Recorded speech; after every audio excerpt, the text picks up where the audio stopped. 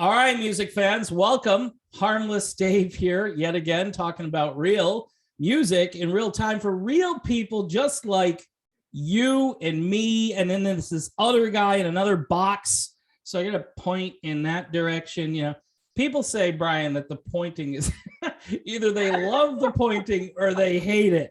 So yes, all right, it's a thing now. It's a thing. It's your thing. I've been doing it for so long that it's like when I wore the sunglasses, they're like, dude, then I had all these people take off your sun. They still comment on the old videos. Dude, you got to lose the sunglasses. All right, man. So I lost the sunglasses and here I am. Now they want you to wear the sunglasses again. A few of them do. Harmless Dave, along with legendary lead singer Brian Cole, who's I'm going to try the resume thing here, who's sung for the band Giant. Remember Giant? Remember like the early 90s and Giant? They were big. Sorry.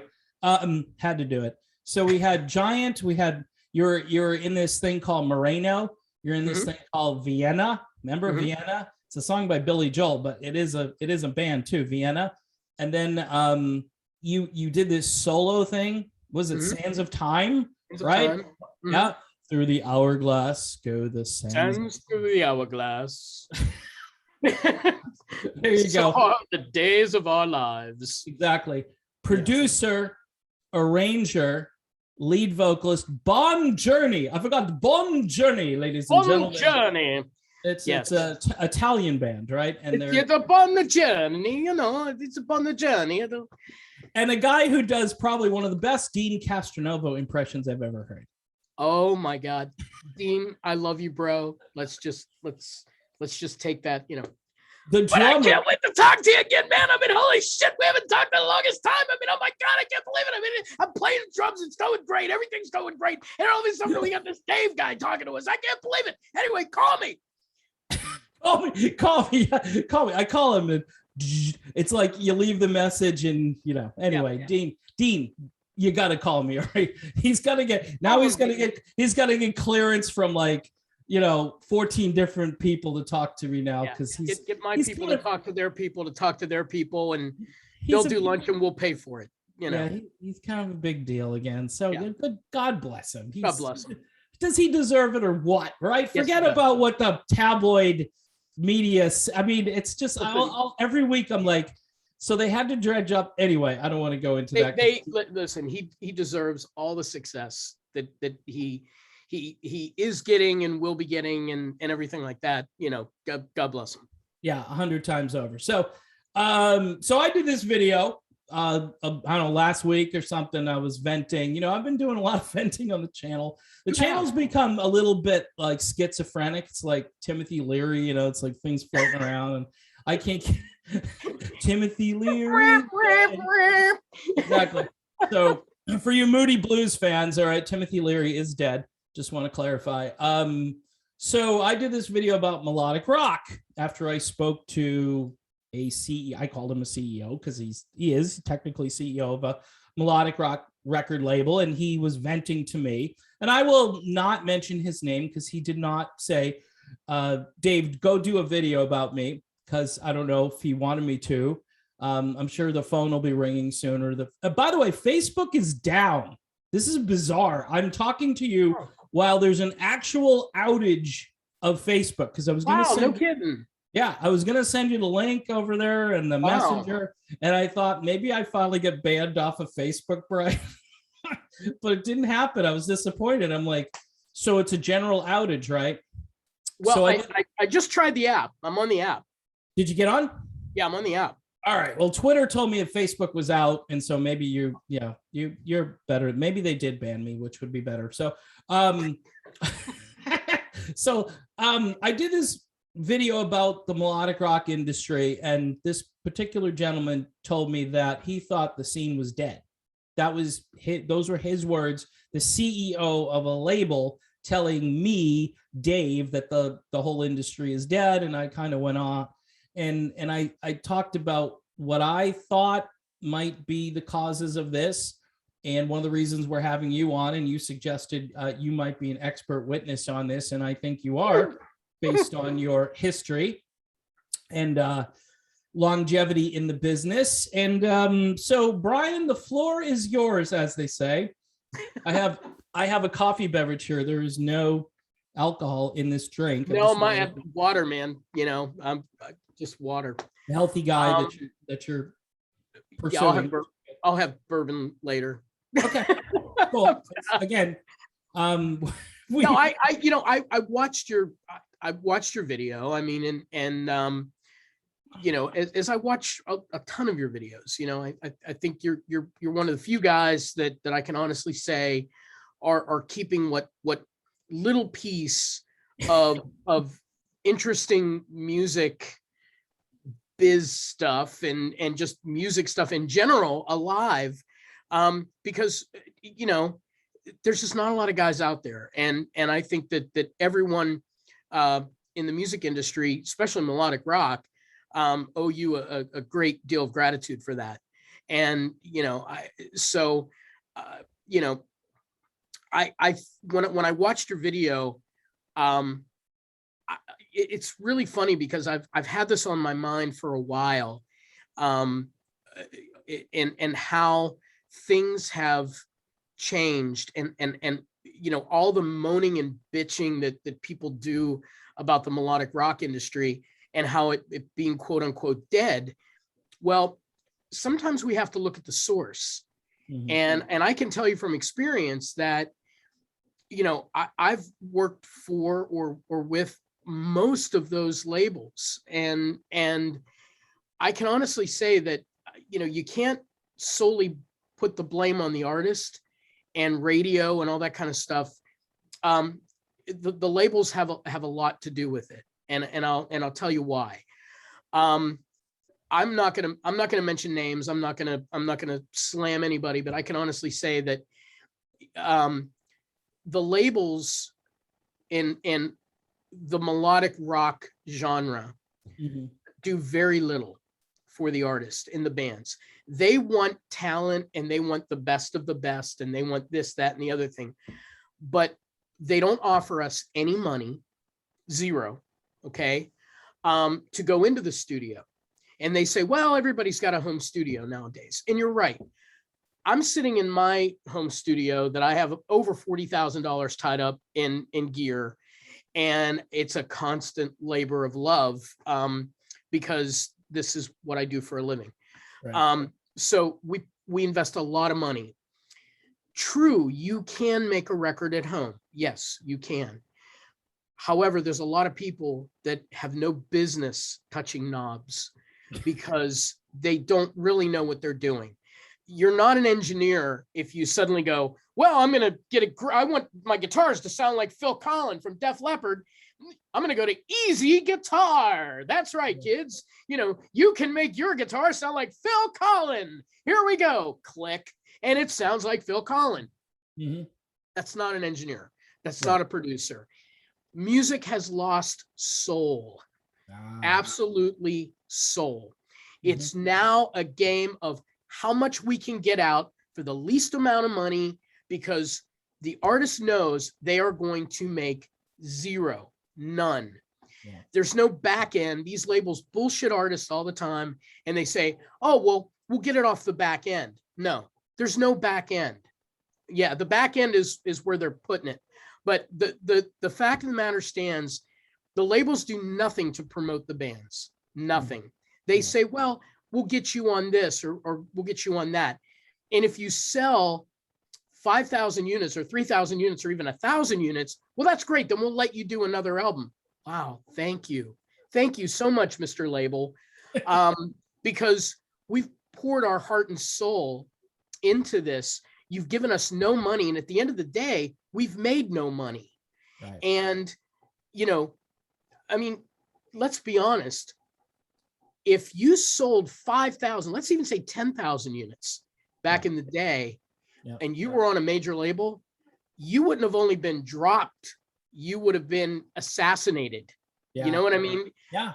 Because it just doesn't, those kind of numbers, no way,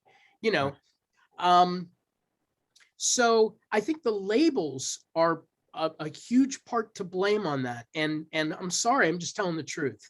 Okay. for me, they did nothing. They did absolutely nothing. They wanted this, that, and the other thing, and do this song and work with this guy and work with that guy.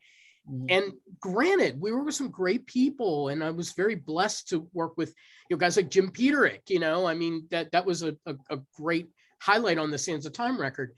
Yeah. But at the end of the day, I didn't see hardly any return on that. I think we might have moved maybe 8,000 units total on Sands of Time, Yeah. which, may have, in this world that we're living in, may have been a quote unquote success. It really wasn't. For the money that was put in, that record cost me $40,000 to make. Right. And so I guess when the labels are blaming the artists, and they're blaming the genre, and they're blaming this, that, and the other thing, I'm sorry. I just think it's a cop-out. The labels do not promote the bands. They don't give them any money.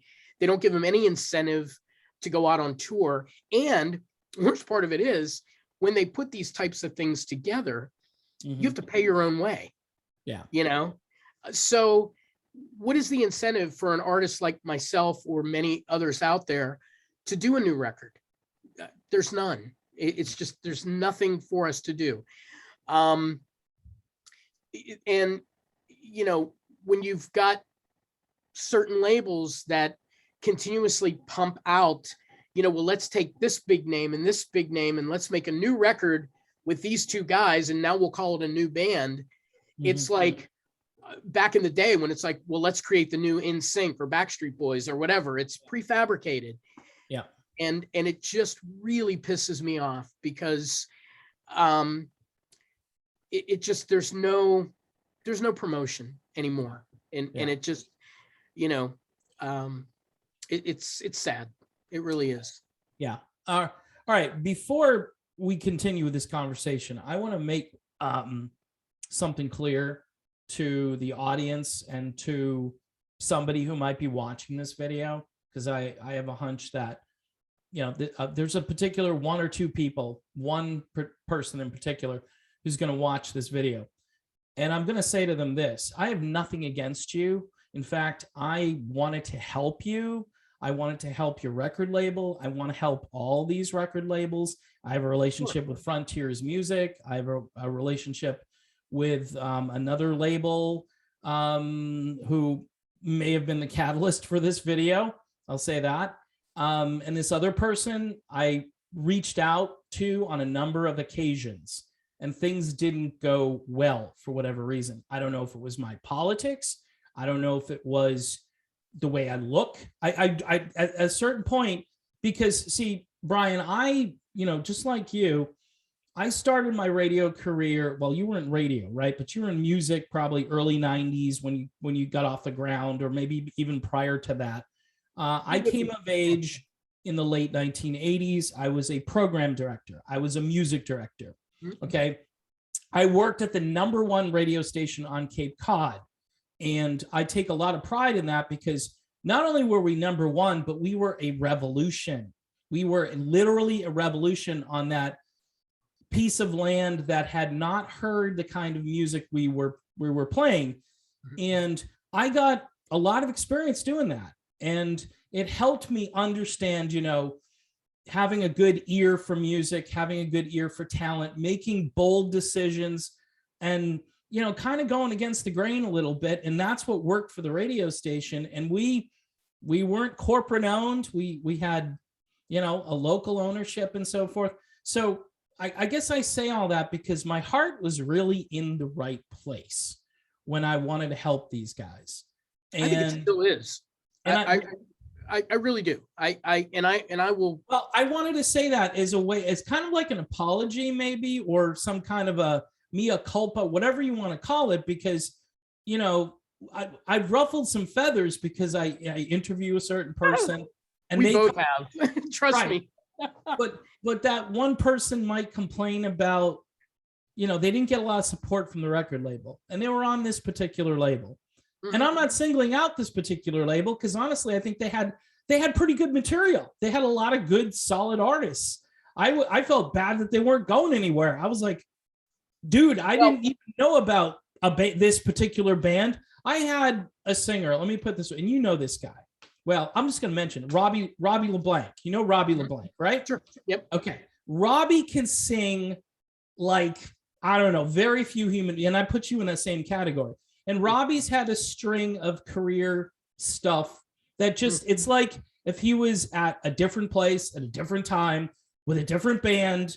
You know, I say this about there are a few singers out there and I go, crap. And Robbie is like 60 years old now, but he still can sing better than most of these guys who are doing these, they're fronting these old bands and they're going out there, and Robbie kills it, right? But it's one of those things where you say to yourself, well, it's just fate. It's just lousy promotion. It's not putting him in the right, it's overproducing the crap maybe that he is singing, or it's underproducing. I don't know. Well, here's the thing. I think that whether you're overproducing or underproducing or whatever the case may be, I guess that kind of it segues into my next point is that, you know, a lot of these bands that self-produce, you know, by trade, I am a record producer, and I can honestly tell you that when I go into the studio with an artist and you know, just putting it out on the table, I produce very little melodic rock. I produce a lot of country, pop country. I produce a lot of pop, R&B, stuff like that. But I find that most of these artists or bands that I work with have never worked with a producer, and they don't really understand the role of a producer, and they've never had somebody sit outside of their individual bubble and make recommendations that may help them or benefit them. And with that said, there's never a budget from the label that says, go ahead and hire, you know, Brian as your producer, or go ahead and hire this guy to produce, or that guy, or whatever. It's the artist that's paying out of his or her own pocket to have a producer. And I will say this, every band, every artist should work with a producer, because sitting there by yourself in your own little world, you're gonna become complacent. You're going to be either overproducing or underproducing, where, you know, all you really need to do is have somebody throw the ball across the plate, hit it, and there's your home run, you know? So I think that while I don't have any hatred or disgust for any certain label, I'm saying this objectively from an artist standpoint. I'm just speaking the truth. I'm just saying, look, I'm not out to get anybody. I'm not out to say, well, you know, F this label or F that label. I'm not out to do that. I'm saying that we, the artists, are sick and fucking tired of the way labels that call themselves labels. And if you're willing to put that name or that handle on your name, you better produce, and you better act like a label, and stop acting like somebody that's way up here and the artist is way down here when you do nothing for the artist. So if that strikes a chord with any certain labels, good. I hope it does. And I hope you change. That's why we had you on, okay? Because I wanted you to say the stuff. I didn't want to be the guy who, excuse me, because I'm already kind of a black pilled kind of guy, because I tick people off where they say, okay, he's not Mr. Happy all the time. He does videos and he's negative about this, negative about that. Sometimes he's positive, but we can't take the chance of you know. So, you know, I did have, you know, you mentioned Jim Peterick. He was really nice to come on with me. And, and I cherish that, because, you know, when Jim Peterick, like I told you on the phone, when Jim Peterick says, you know what you're talking about, then so-and-so at whatever label can say what they want about me. You know, anybody who's a keyboard warrior could start, you know, doing the heckling and the doxing and everything. And I'm going, okay, well, guess what? Jim Peterick says, so shut up. You know, I'll never forget. There was a song on the Sands of Time record called "Burning with the Reason," and good song. I'll never forget. I was invited to Jim's house in Northern Illinois, and I was really concerned because I changed it so much from the demo that I was sent.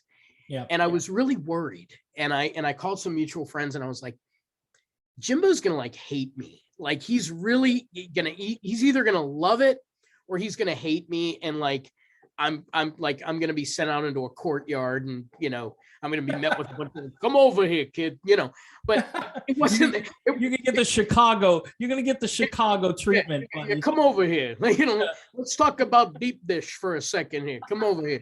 But anyway, I'll never forget. We go into he has 2 studios in his home. He has an upstairs studio and then he's got the lower studio, which is called the Lennon's Den.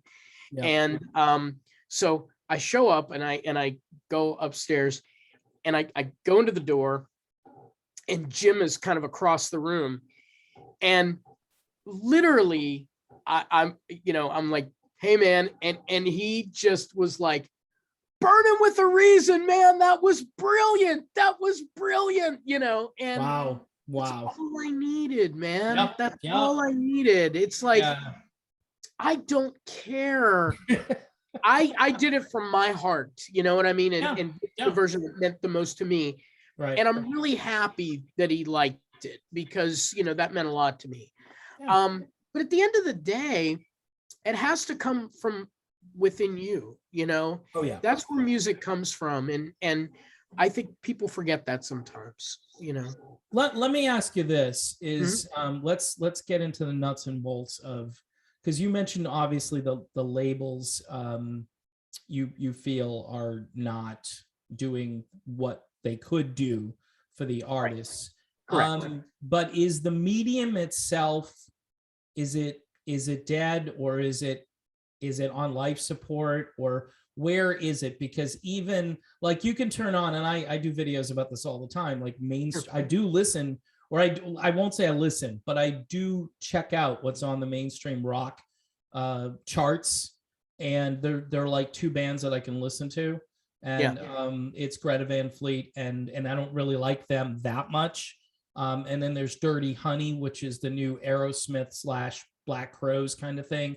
Sure. And they are, and they're not at the top or anything, but they're on there. But then everything else is dark, and the scene is like they're melodic. There's no air in any of these songs, Brian.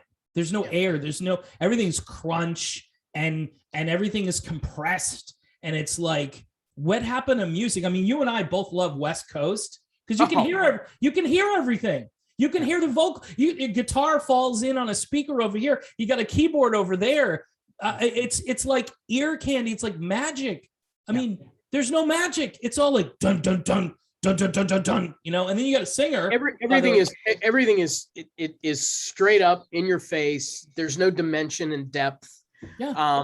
And like there is, like when I produce like a pop country record, there's tons of depth and dimension, and it's basically nowadays it's we're making melodic rock records for country, but so to answer your question, is it dead? No, it's never dead if there's still people that want to hear it, but there has to be an outlet for people to hear it.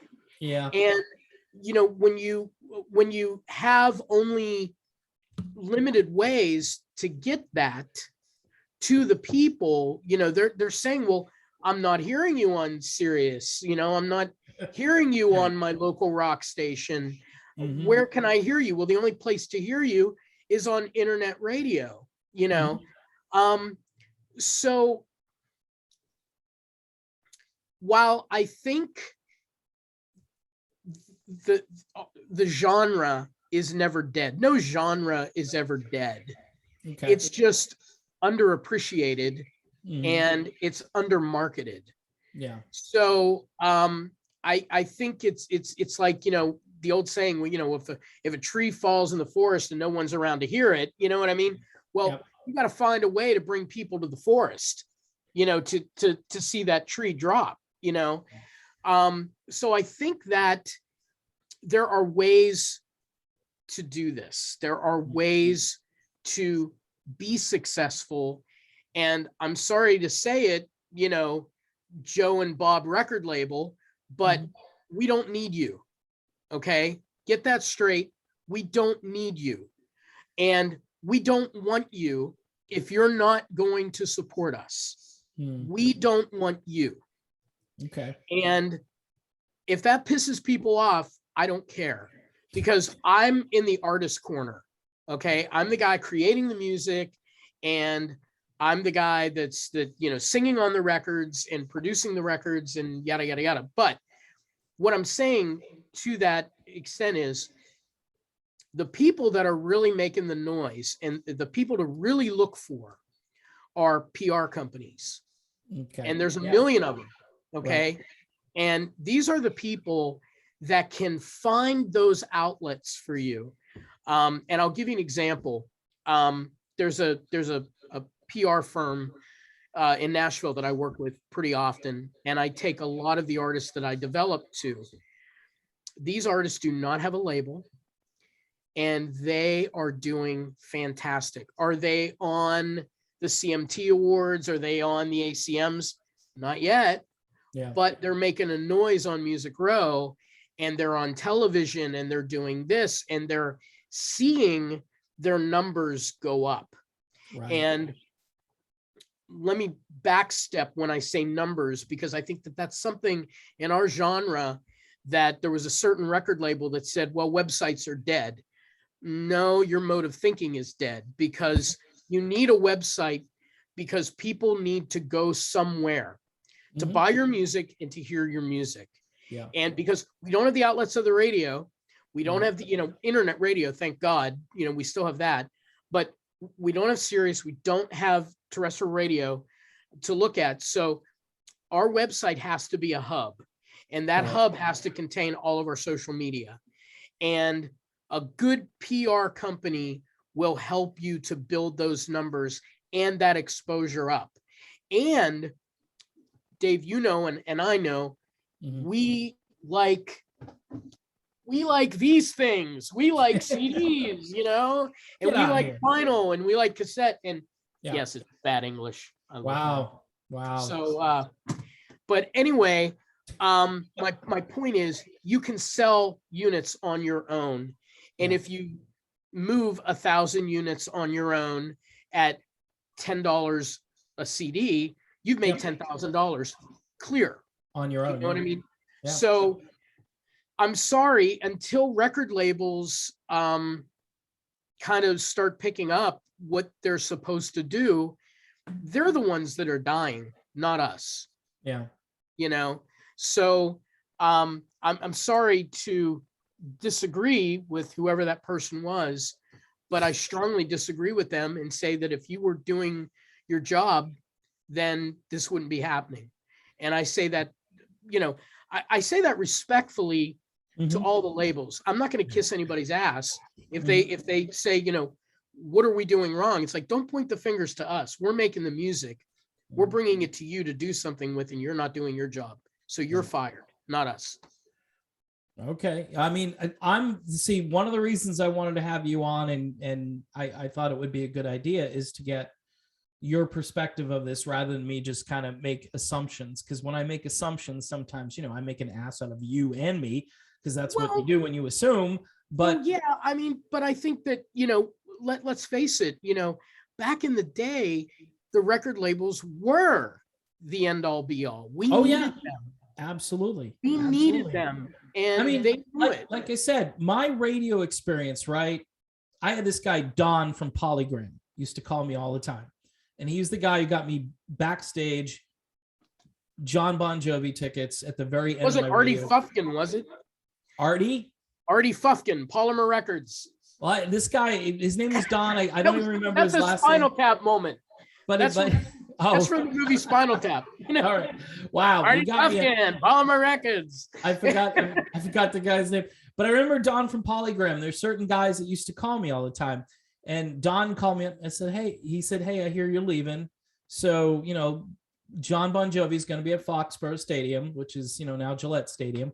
Mm-hmm. And he's like, this is a good way to say goodbye. You've done a lot for us. We've done a lot for the station. And we had this relationship, where sometimes Don would call me and he'd want me to add something. And I would say, yeah, Don, I don't know. We go back and forth and I might try it for him. He'd grease me. He'd give me some stuff, free stuff to give away, whatever it was. And, some of that relationship was incestuous. But here's the thing.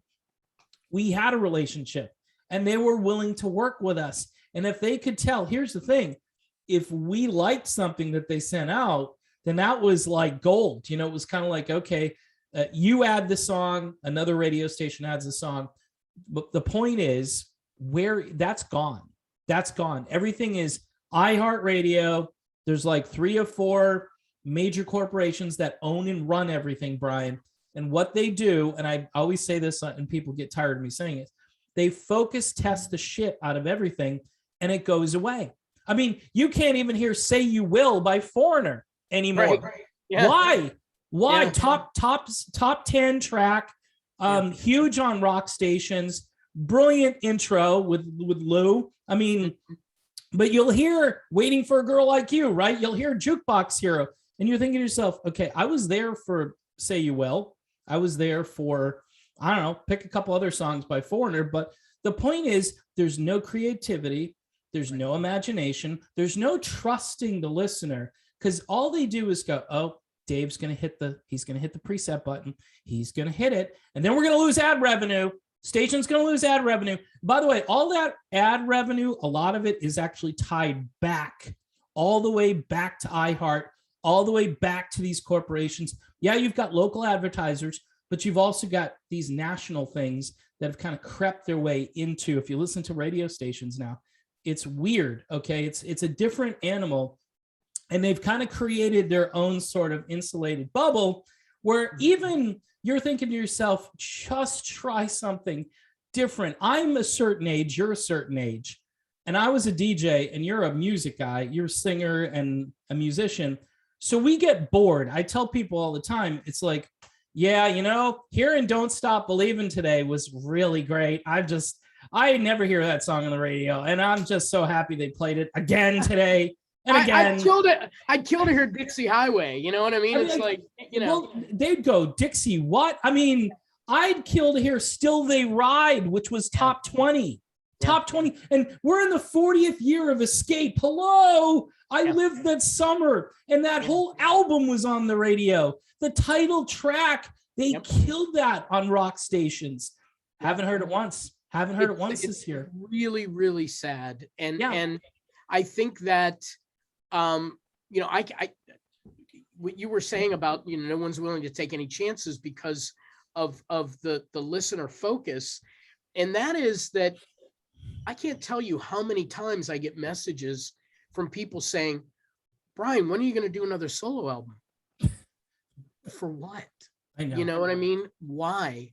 Are you going to buy it? You know what I mean? It's like, okay, there's one, one. But for me to sit in this room and believe me, I've got probably 10 albums worth of material that maybe someday may be heard, maybe they won't. And there are many times that I come in here and just for myself will write a new song or whatever. But I say to myself, really, for all the work that it goes into doing this, and it's going to fall on deaf ears because A, nobody cares, you know what I mean? And B, when you're someone that's like a Journey or a Foreigner or Firehouse or Whitesnake or whatever, I'm sorry, they want to hear the hits. Yeah, I know. Period. They want to hear the hits and that's it. Yep. So where, what's the incentive for a band, even like Firehouse, who I'm very dear friends with those guys? Yeah. What's the point of them to do it? People want to hear Love of a Lifetime. They want to hear, all the hits. So I blame that a lot on radio, of course, Mhm. but I still blame that on the labels or lack thereof. Yeah. And really, I know I keep pushing this and I sound like I'm bullying. And I don't mean it to sound like that. I guess I'm waiting for one label to stand up and go, I fucked up. Yeah. Okay. I didn't get it. I'm sorry. Yes. But they're not willing to do that. They still have this arrogance about them that we need them. And I think if enough artists stop sending their stuff and start putting stuff out on their own and finding that focus group of people like us that buy melodic rock music, that listen to melodic rock music, whatever the case may be, find those groups and find a good marketing company that will help you to find those groups of people and market to those people. Yeah. Because at the end of the day, we don't make records for people in suits. We make records for the people. And as long as the people love it, I don't care if Joe record label likes it or not. I don't care. I used to, but I don't anymore. Well, yeah, I mean, I get what you're saying. It's kind of like, looking at the world today in general and just shaking your head and going to yourself, okay, there's no real, it's got to be, everything kind of has to be decentralized. There's a theme that's run through everything right now. Right. Whereas you kind of have to take back your own authority, your own power, your own Amen to that. Sovereignty as a human being, as an individual. And I think, I hate to turn this into a political discussion, but I think that's the key. I mean, if you want to make things better, it's kind of up to you, Brian Cole. You're a producer, you're an arranger, you're a great vocalist, you're a great musician. So and I think you and I probably talked about this off air about how, it might be better to be independent. You know what I mean? To just go off on your own, produce your own stuff and shop it around. Obviously you can upload the music to whatever, right? Because it's going to get uploaded anyway. They're going to upload it, and that's the travesty. And let me add this because it is an important thing. And Neil Sean is right. He said this a few years ago, and a couple other people have said it. And this goes back to Napster and all the crap when Metallica was all into that. And it's like, if you're getting like a quarter of, no, let me even, it's like a tenth of a penny, all right, for a stream, all right, and you think you're going to make money unless you're like, one of these new rap stars that gets 10 billion views or something on something, you're not going to make anything. And this is a problem. Whereas I think in the past you were compensated fairly. Now, because it's the Wild West and everything is just out there, and so releases a new album, and me as the lazy consumer who doesn't want to spend money goes, oh, screw that. Spotify is $9.95 a month. Let's just do that. And I'll get all this music and they'll send me notifications. And I don't need the, you picked up the CD, whatever here. You don't need the physical copy of the disc anymore. You don't need that. Dude, I miss the physical. I mean, that's why I have them in here. Cause it's like this is like my comfort food. I don't use them as coasters. I'll actually put them in there, and listen to, I'll take one in my car. And I'm like, I'm just putting this album in. I'm going to listen to it, Well, but I think you and I look at albums too, not only for the content that's in them, but also the content that's on them and the artwork involved. I mean, Mello Dilomo, I mean, I love him so much. He did such an amazing job on that Sands of Time cover. Yeah, I love that album cover. Yeah, I mean, he did such an amazing job. And I remember I sketched it out on a napkin, kind of some ideas that I wanted. And he's brilliant at that. And I love that artwork. I have it hanging on my wall in my studio. It's like, that's art. You know what I mean? So you're getting so much more than just the music. You're getting, you're understanding the artist's feelings. You're understanding the art behind, and obviously there's a business into it as well. We have to pay for that art, so we got to make money back. So I do encourage people to buy vinyl and buy CDs and things like that, because it really does help the artist. What I encourage artists to do nowadays is completely be self-supportive and efficient, and don't forget that it's the music business. Don't forget that second word, because if you can think business-mindedly, you can be successful. I don't care what kind of style of music you're doing. If it's some new thing that you made up with a bunch of monkeys standing there, hitting, pots and pans, and you go, wow, it's musical to me, then market it. You know what I mean? There's going to be somebody in Paraguay that wants to hear that. You know what I mean? So God bless you, and it could turn into, Peter Gabriel hears it and goes, hey, I want to use that on my next record. You know what I mean? You don't know. He's the kind of guy that would probably use that. Yeah. I mean, and he's brilliant, but so I'm sorry if I'm coming off as a smart ass or, I don't mean it like that. I mean, full disclosure, I'm not trying to, give the middle finger up to the record labels. I'm just trying to say, look, when you've got to accept some responsibility. Because if you're going to call yourself a label, start acting like it. You know what I mean? And or else just call yourself marketing or music management or whatever. You know what I mean? Call it something else, because you're not a label. You're not a real legitimate label. Well, amen to that. I understand where I'm definitely with you, brother. I understand where you're coming from. So we're going to wrap up here. I want to know what's going on with Brian Cole. What's this Bond Journey thing? Tell the audience. They want to know, because everybody loves Journey. Some people like John Bon Jovi a little, but they really like Journey, but they'll maybe, because you're not John Bon Jovi, they might actually like it better. Well, I will say this, and again, full disclosure, because there are 3 Bon Journeys out there. Okay. Oh, okay. There's one in New York, and there are 2 in Pittsburgh. Okay. The one that I was asked to join is what is really the original real. The manager of the band owns the trademark of the logo and the name and everything like that. There you go. So I was asked to come on board. It's a whole new lineup. And it is truly, I'm going to say this, and I don't mean it to sound pretentious in any way. It's about as real as it gets.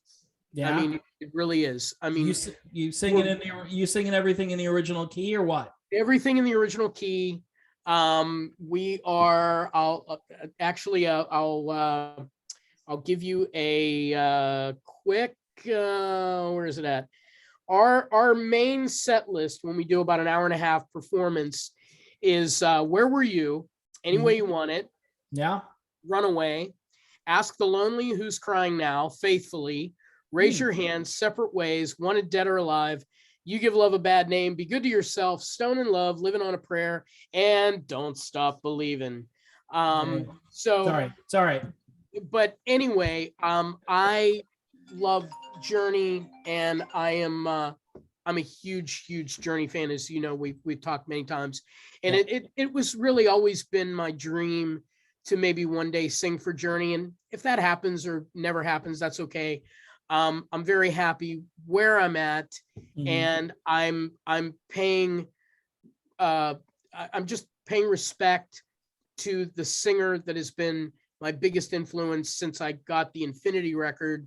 And I just that would be Stephen Ray Perry, correct? Correct. Stevie Ray. Wow. Stevie Ray. Yeah. And I mean, so for me, it's the best of both worlds. I get to perform in front of a large audience, and I get to perform the stuff that I really, really love. Yeah. And I get to sing the stuff written by my favorite band. So I hope people will support us, and I hope they'll give us a chance. We're going to be playing at the Hollywood Casino later this month in Youngstown, Ohio. Mhm. We're going to be out that way, and we've got a lot more shows coming up in the new year, and we're going to be traveling all around. So I hope you'll come on and give us a chance. And we're not claiming to be the best or the worst or whatever. We're just saying, let your ears be the judge, and let us You guys know. you have a website? We have a website. We have all kinds of social media. The problem is that there's some legalities that the one band is trying to stop us from putting this out and that out and all this kind of stuff. So we're working through that right now. So if you just keep in touch with me on Facebook, I'll be posting dates and stuff like that.